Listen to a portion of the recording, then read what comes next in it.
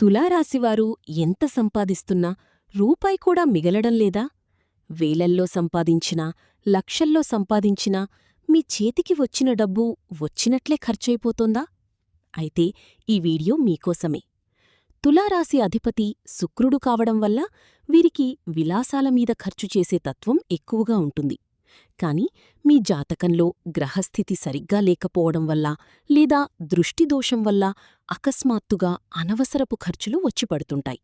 దీని నుండి బయటపడాలంటే మీరు సంపాదించిన డబ్బులో మొదటి భాగాన్ని దైవకార్యాలకు లేదా పేదలకు దానం చెయ్యండి. అలాగే మీ ఇంట్లో ఉత్తర దిశలో ఒక చిన్న మట్టి కుండలో నీటిని ఉంచి అందులో కొన్ని నాణేలు వెయ్యండి. ఈ చిన్న మార్పు మీ ఆర్థిక స్థితిని మెరుగుపరిచి ధన నిల్వను పెంచుతుంది. వ్యక్తిగత ఆర్థిక సమస్యలకు జ్యోతిష్య పరిష్కారాల కోసం వెంటనే పైన కనిపిస్తున్న నంబర్కు కాల్ చెయ్యండి.